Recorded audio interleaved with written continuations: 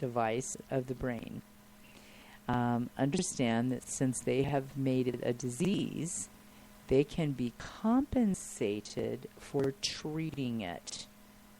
Another rule they have used is if Ritalin works, they need it. Sort of like a Ritalin deficiency.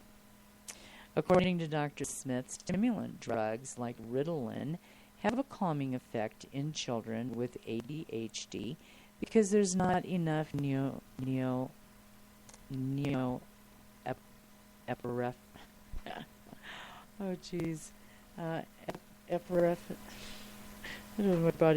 mouth just doesn't want to pronounce it correctly here. Neurotransmitters.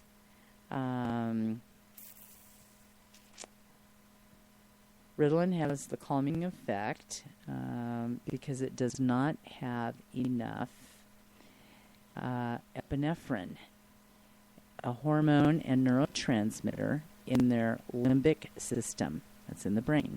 A part of the brain that is supposed to filter out unimportant stimuli. That's another, that's a static going on in the brain. GABA. Again, GABA is good for that. Go to cola, ginkgo, lecithin. Because of this one common denominator, Dr. Smith often used it as a diagnostic criteria for ADD. One of the things that he would use in diagnosing that is ADD and ADHD children are extremely ticklish. And the reason that they are extremely ticklish is because they are unable to disregard the unimportant stimuli. So part of the problem with the neurotransmitters is them not able to filter out that unimportant stimuli. So if you have a child or an adult who still is extremely ticklish, along with all of the other symptoms, good chance that's what you're dealing with. And GABA is something real important to add into their diet. For years, drug companies have been churning out various medications to try to take care of this growing epidemic. Ritalin, Concerta, Adderall, Straterol. These have all been main drug choices. These drugs, with the exception of Stratera, all contain different formulations of methylphenidate, a powerful psychostimulant drug that is in the same class as cocaine. In 2090, there was a study that these methylphenidates behave similarly to addictive drugs like cocaine. Why in the world are we still adding all of these types of poisons into the body, into prescriptions of children, and then we wonder why they have so many problems when they get into adulthood? Let's see. Ritalin researchers have exposed mice to 2 weeks of a daily injection of cocaine, which after the reward area of the brains were examined for changes that have been implicated in the long-term addiction actions of the addictive drugs. They used Ritalin as well as cocaine. And in both studies, both drugs showed evidence of addiction in the brain. And although each drug's pattern of expression was unique, interestingly enough, in some of the cases, the Ritalin produced even greater damage to the brain than the cocaine did. And that's in Ritalin. And how many hundreds of thousands of prescriptions goes on with that stuff? May I ask a question? Yes. Now, back in the olden days, did they not sell cocaine in the general store? They did. Along with Yeah, morphine along and... with morphine and along with cannabis tinctures. Yes. Yes. So, and salves and ointments. And, actually the prohibition occurred, I think, before they actually, Coca-Cola originally, part of that original formula, right? Was cocaine. And there were an awful lot of housewives that were very addicted to drinking Coca-Cola, and they managed to get the kids all taken care of and get to PTA and get the house cleaned and have supper ready and have it cleaned, and wow, just mega mom and mega mom just slamming down her Coca-Cola. But then what ended up happening was ultimately, came in the kidney failure stuff. Gotcha. And a lot of kidney problems, a lot of dental problems with the teeth, deterioration from, just all the sugar and stuff that was being consumed. And, Coca-Cola, part of that, and in the name, Right. Coke. It's, cocaine. So that is something that was for real, and it really did happen and go on. So Ritalin is in the same pharmacological profile as cocaine, yet its effects are even more potent.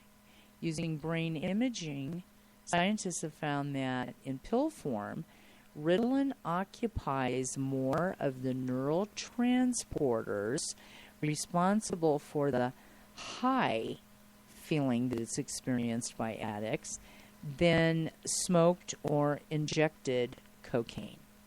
So Ritalin occupies more of the neural transporters responsible for that euphoric feeling of being high.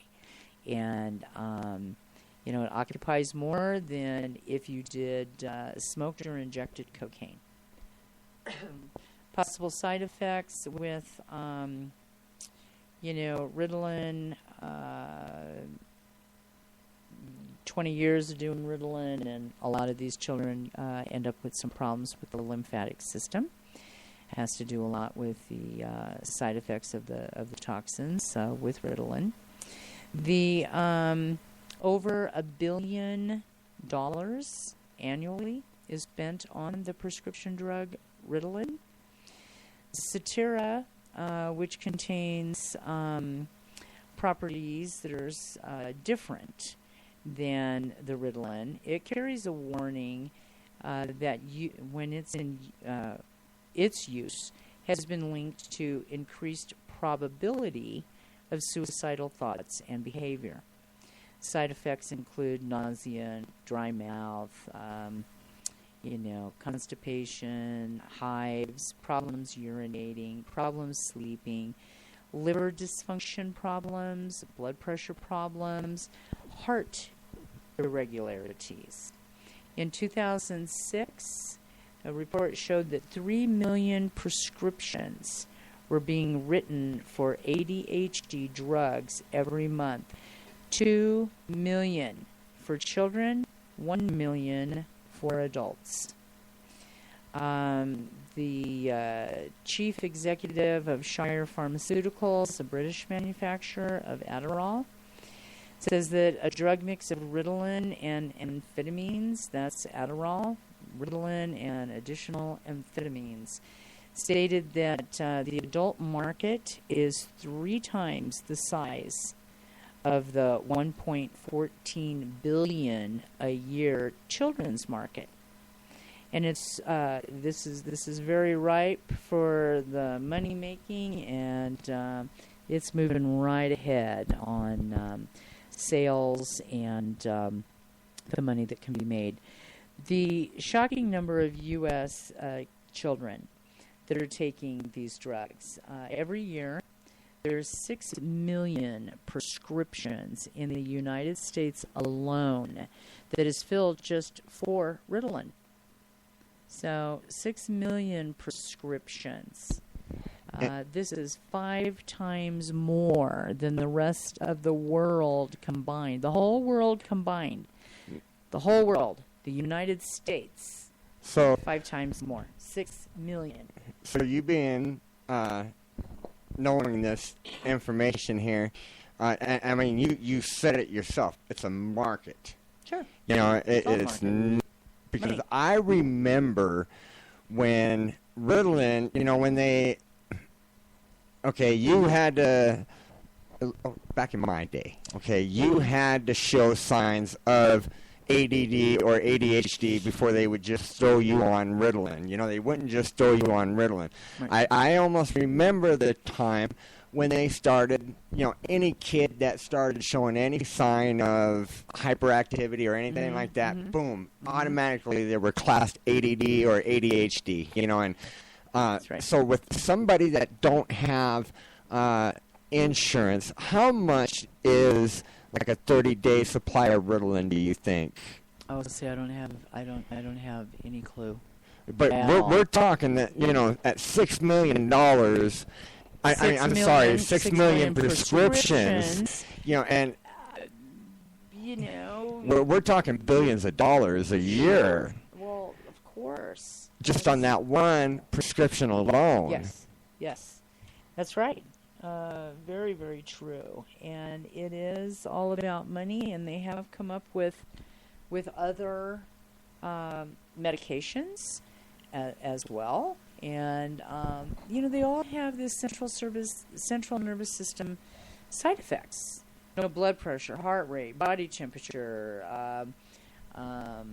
You know, eyes ready to pop out of their head. You know, with energy and overstimulation of alertness. And there's a lab that, for those of you listening that maybe are dealing with ADD, ADHD, or autism, or you suspect that this is going on with your child or your grandchild, or, you know, more information is available. So maybe you're looking at that adult child with kind of the things that you thought were a little quirky when they were growing up, and they've carried those over into their adult life. There is a laboratory in Lenexa, Lenexa, Kansas. And the name of this laboratory is called the Great Plains Laboratory. And they have specific blood work tests that are set up for the diagnosing of ADD, ADHD, autism. They can test for blood levels of chemicals that have made their way into the system.